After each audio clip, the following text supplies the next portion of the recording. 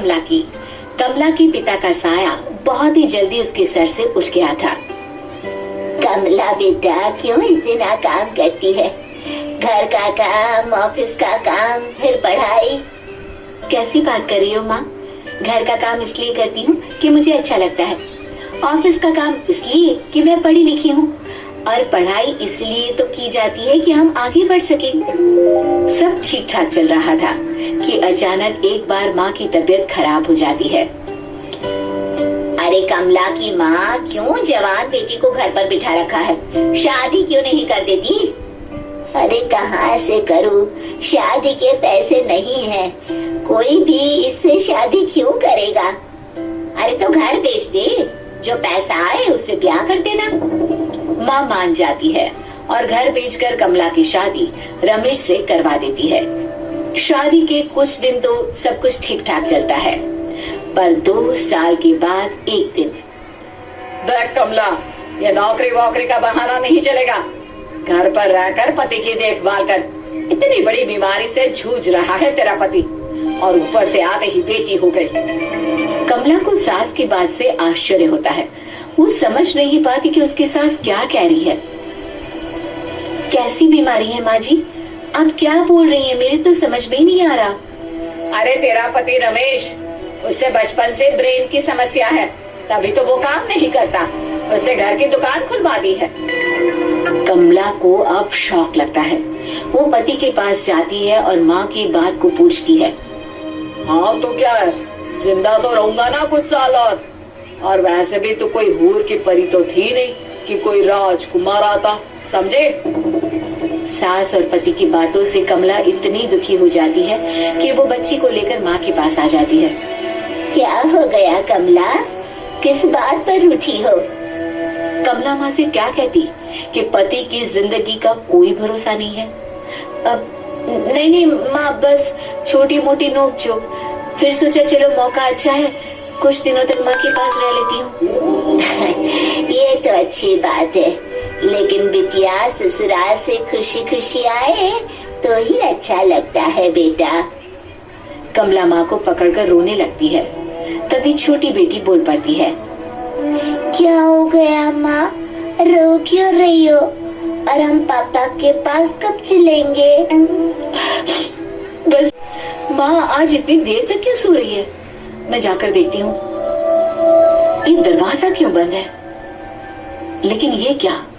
कमला की माँ अब इस दुनिया से जा चुकी थी। ये तो अच्छा है कि इनकी मौत के वक्त आप उनके पास हैं, नहीं तो घर में बंद रहती तो कौन पूछता। कमला माँ का सारा काम करवाकर ससुराल पहुँचती है। आ गई माँ को खाकर, मारने ही गई थी ये। अब आ गई हो तो जरा काम काज में लग जाओ। मेरी माँ का घर का काम कर करके हाल बेहाल हो गया है। आप दवाई खा लीजिए, मैं घर का सारा काम निपटा लेती हूँ। और यह प्रीति को भी दुकान में मेरे साथ बिठा दिया करो, कम से कम कुछ सीखेगी तो। कमला को पति की इस बात पर गुस्सा आ जाता है। मेरी बेटी दुकान नहीं, देश चलाएगी। आज के बाद उसे कुछ कहने की जरूरत नहीं है। ओए हाय, बढ़िया ही देश चलाएगी।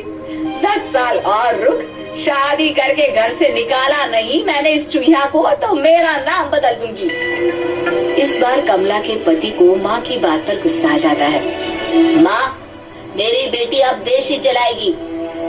कमला, मुझे माफ कर दे। मैं समझ गया कि मेरे बाद ये लोग मेरी बेटी का हाल बेहाल कर देंगे। चल हम कहीं और चलते हैं। और कमला की जिंदगी फिर से अच्छी हो जाती है। वो पति और बेटी के साथ नई जिंदगी शुरू करती है। कमला, तुम ऑफिस का काम संभालो, मैं प्रीति को पढ़ाता हूँ और घर का काम भी देख लूंगा। जितने भी साल तुम लोगों के साथ रहूं। नहीं, ऐसी बात मत कहिए, मैं आपको कुछ नहीं होने दूंगी। कमला एक से बढ़कर एक अस्पताल में पति की जांच कराती है। वहीं प्रीति भी बड़ी हो जाती है। फिर एक दिन, माँ, मैंने एक डॉक्टर से बात की है, वो विदेश में है, लेकिन कुछ दिनों के लिए हमारे शहर में आएंगे। मैंने पापा की रिपोर्ट उनको भेजी थी, वो पापा से मिलना चाहते हैं। ये तो बहुत अच्छी बात है, तू ही चली जाना बेटा पापा के साथ। नहीं कमला, मैं तुम्हारे बिना नहीं जाऊंगा।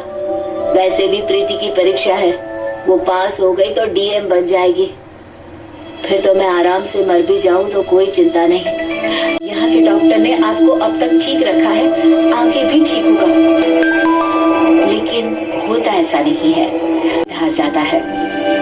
माँ परेशान ना हो, मैं आपके साथ हूँ। मैं पढ़ाई छोड़ दूंगी, कोई काम की तलाश कर लेती हूँ। नहीं नहीं बेटा, बिल्कुल नहीं, दोनों वहीं रहेंगे। दोनों माँ बेटी हॉस्टल में चले जाते हैं, जहाँ प्रीति पढ़ाई करती और घर पर रहती, तो माँ स्कूल की पढ़ाई करवा के वक्त पर घर आ जाती। न जाने भगवान ने क्या लिखा है, दुख खत्म ही नहीं हो रहा है। बेटी की लंबी पढ़ाई और अब मेरा भी स्वास्थ्य, इनके सहारे जिंदगी चल रही थी, लेकिन अब ये भी साथ छोड़ गए। माँ क्या हो गया, क्या सोच रही हो? हाँ, कुछ नहीं बेटा, तेरी परीक्षा थी ना, कैसी हुई? तेरे पिता का सपना था कि तू देश चलाए। तुझे पता है, तेरी दादी को भी तेरे पिता ने सिर्फ तेरे लिए ही छोड़ा था। जो काम मैं न कर पाई वो तूने तब कर दिया था, जब तू ठीक से चल भी नहीं पाती थी। मैं जानती हूँ माँ, और मैं पूरी कोशिश कर रही हूँ। तेरे और पापा के बलिदान को मैं खाली नहीं जाने दूंगी। फिर वो दिन भी आ जाता है जब दोनों के दिन बदल जाते हैं। माँ मैंने परीक्षा पहले रैंक में पास कर ली है। अब आपका और पापा का सपना पूरा हो गया। मैं अब देश संभालूंगी माँ। अरे जीती रहे मेरी बेटी, अब मैं तेरे पिता के पास आराम से जा सकती हूँ। प्रीति माँ को अपने मेडल मिलने वाले कार्यक्रम में ले जाती है और अपनी माँ की कहानी लोगों को बताती है। फिर एक दिन, माँ, ये फिल्म के बहुत बड़े डायरेक्टर हैं। ये आपके जीवन पर अपनी अगली फिल्म बनाना चाहते हैं और इसी सिलसिले में आपसे बात करना चाहते हैं। मेरे जीवन पर? लेकिन मैंने तो कुछ किया ही नहीं। अब तक जीवन में उसने जो भी बलिदान दिए थे वो सब आज सार्थक हो गए।